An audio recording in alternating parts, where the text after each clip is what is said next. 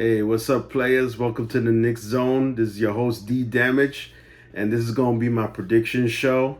If you have any predictions that I might have missed or any questions that you wanted to ask, please leave it in the comments below, and let's get on to the damage report.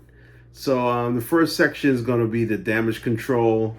Um, these are stuff that I'm gonna predict that's gonna happen this season. I'm gonna predict this stuff with like 90 to 100% confidence.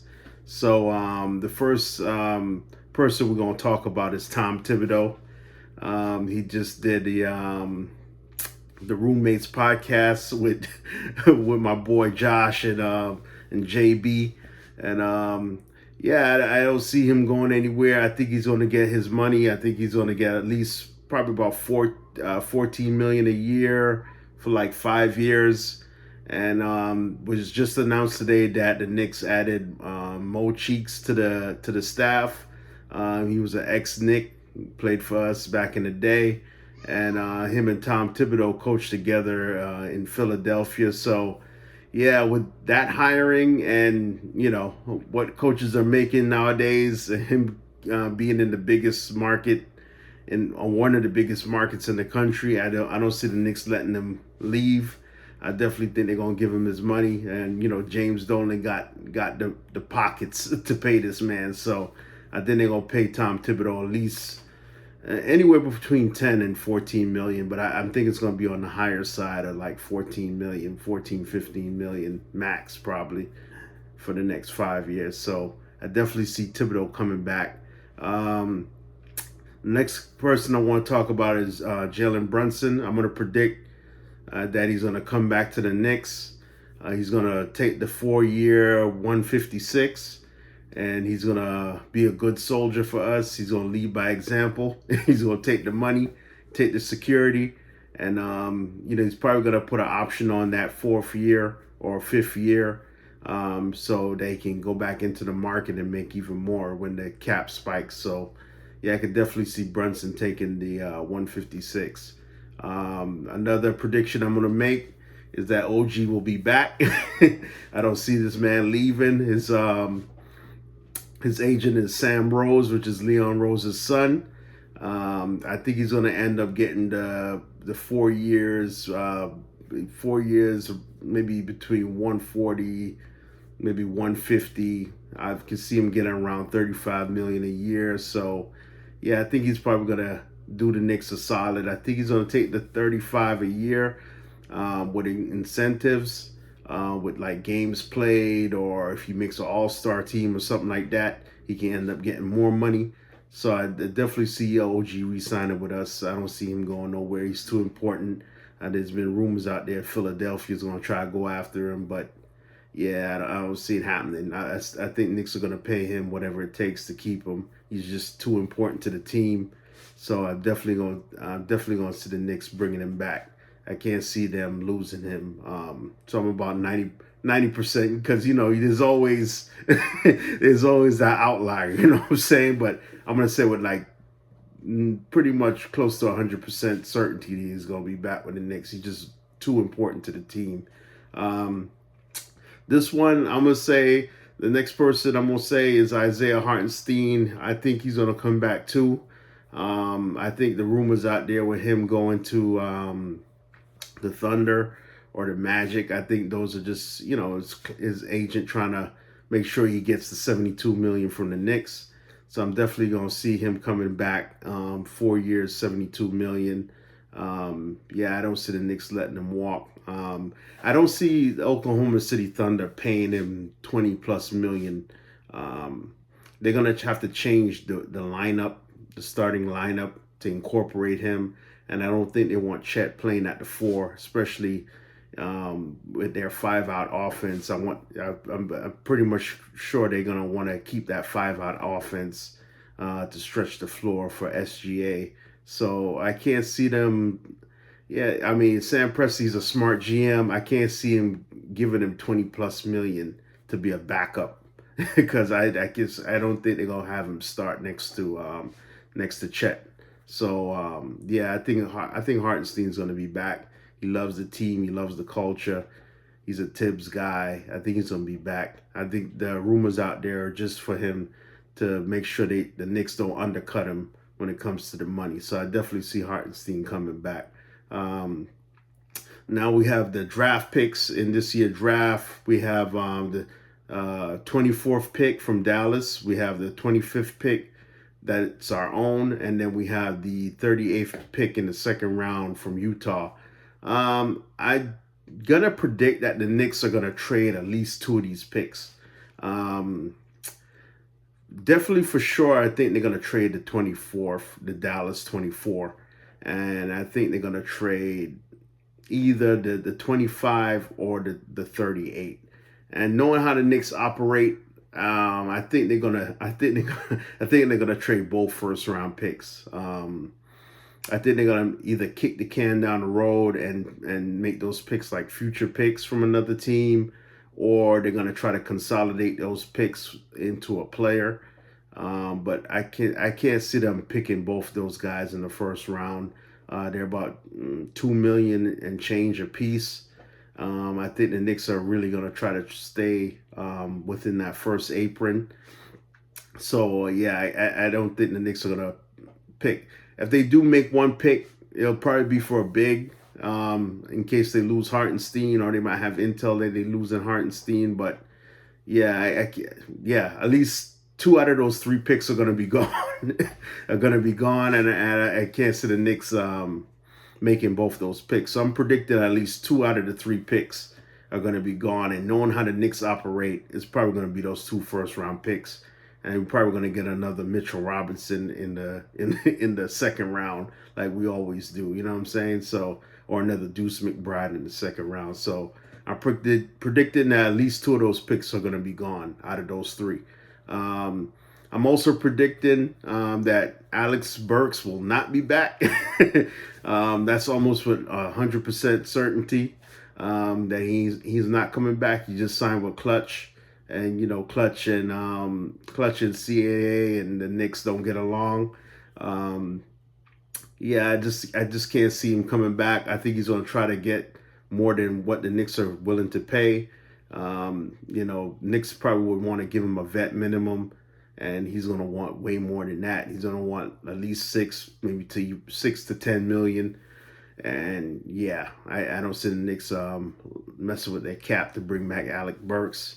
And Rich Paul made some comments the other day about James Dolan being entitled and getting stuff handed to him. So yeah, I can't see them working with Clutch anytime soon. You know what I'm saying?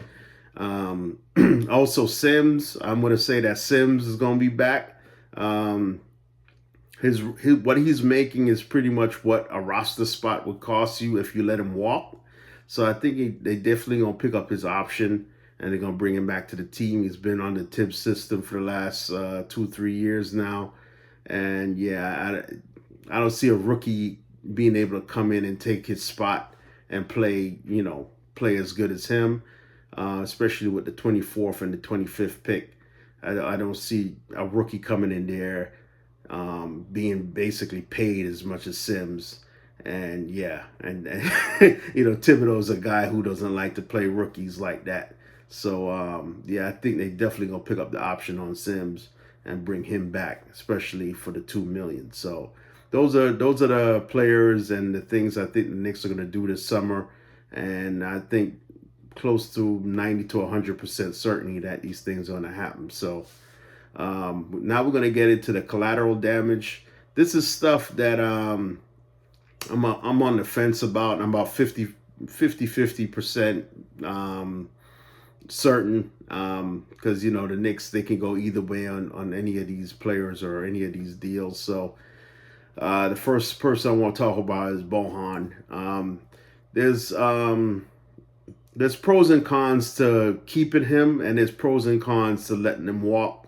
The pro is that you pick up the option, and you have that 20 million that you can use in a trade at any point in the season from now until the trade deadline next year.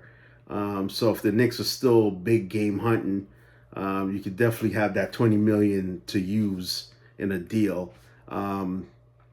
The cons of keeping him, of course, if the Knicks keep him and bring back Isaiah Hartenstein and all these other guys and OG, that they're going to be over the first apron. And there's some penalties to that, especially when it comes to making trades and stuff. So yeah, I'm kind of on the fence. I guess I just learned recently that the Knicks have the option to have the non-taxpayer mid-level exemption, and that could be used in trades. I didn't even know that, so I guess that's something new. That's with the new CBA, that you can use the non-taxpayer mid-level exemption in trades, and that's about 12.8 million. So it might behoove the Knicks to let him walk, to just give him the $2 million, guarantee the 2 million, let him walk, and if a trade comes up, just use the mid-level exemption to bring in a guy.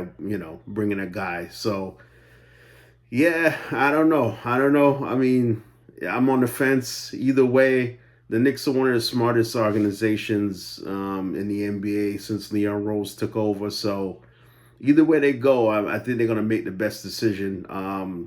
But if I had to pick, if I had to make a choice, I would probably say they're probably going to give him the 2 million and let him walk.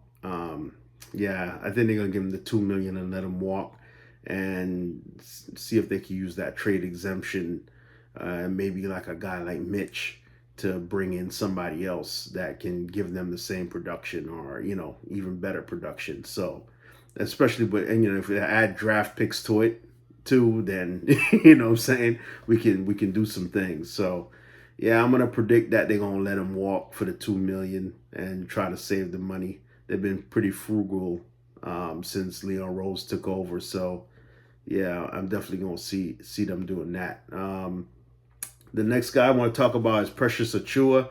Again, I'm on the fence with him too. If they do decide to let Bogdanovich leave for the 2 million guaranteed, then just having some insurance against Mitch getting injured, I could see them bringing Precious back. He has a qualifying offer for 6.2 million, so I could definitely see them bringing Precious back. But I could also see them letting him walk too, especially if another team is willing to pay more than the 6.2 million. I could definitely see them letting him walk. But I mean, I'd like to keep him, but yeah, he's not. He's not like, if he leaves, it's the end of the world. We can always try to bring a guy in, even like a Drummond or somebody that can, fill some of those minutes. I see reports out there about Kelly Oubre. We have access to the $12.8 million exemption there. So I mean, if we let Precious walk, let Bogey walk, and we can bring in a guy like Oubre to be, a wing off the bench for us, I could definitely roll with that. You know what I'm saying? So yeah, I mean, I'm about 50-50 on this one. If I had to guess, if I had to make a choice right now, I'd probably say they probably gonna pick up the option on him. You know what I'm saying? They probably gonna pick up the option on him and just bring him back as a bench piece. And maybe later on they could put him in a deal with even like Mitch and some other pieces and some picks and try to bring in a guy. So I think they're gonna bring him back. I think I'm gonna bring him back, especially I don't think there's gonna be a hot market out there for him. So I think he's gonna end up with a qualifying offer, and they can make a decision on him next year. For a longer term deal. So, and the other guy here I'm about 50-50 on is Rokas Jokovitis, man. I don't know. Yeah, I think he's coming to Summer League this year. Or he might be coming to Summer League this year. If we do make a trade and we have to give up Deuce McBride in the trade, then I could definitely see him coming over. But I think Knicks would still want a veteran point guard.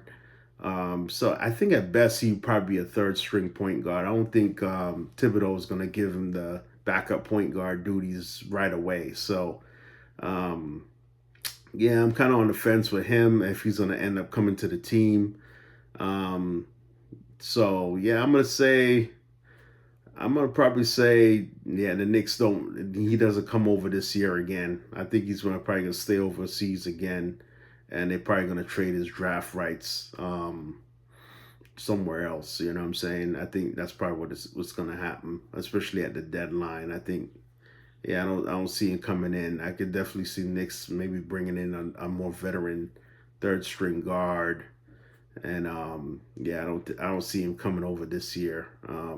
So yeah, that's my prediction.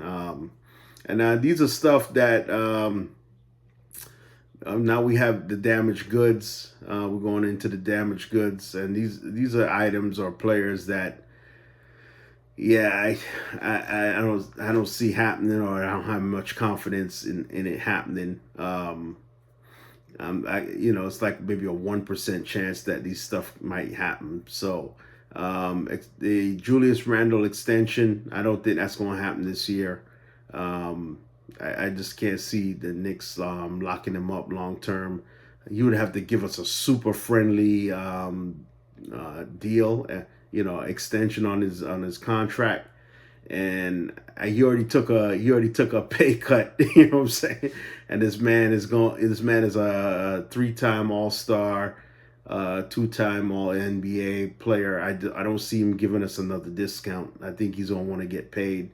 I think he's gonna want to test the market, and I don't think the Knicks want to lock up their cap long term for Julius. So Julius Randle getting extension is definitely super low on my list of stuff that's gonna happen. So yeah, that's definitely, I don't see that happening anytime soon. And then the next thing I think that's gonna happen, or I don't think it's gonna happen this summer, is that I don't think we're gonna get any really big superstar trades. They ain't really no big superstars on the market. We don't have any cap space to sign anybody. I don't see any signing trades with like a Paul George or a DeMar DeRozan. Yeah, so I don't see the Knicks making a trade for a superstar. I have very low confidence, very low percent on that. I don't see the Knicks making a trade for a superstar this summer. Yeah, the only trade, and I don't see them trading for any B-tier stars unless it's Mikal Bridges or DeJounte Murray. Yeah, I don't see them trading for any like B-tier stars. I think they're gonna want to keep their bullets in the chamber for like a Giannis or Devin Booker when he becomes available. So yeah, I can definitely see the Knicks just staying pat, sticking to what they got, and just running it back with the team they got from last year. So yeah, so that's the end of the show. Yeah, thank you for joining me on the Damage Report. Please like and subscribe and turn on notifications. And yeah, this is your host D Damage signing out. Peace.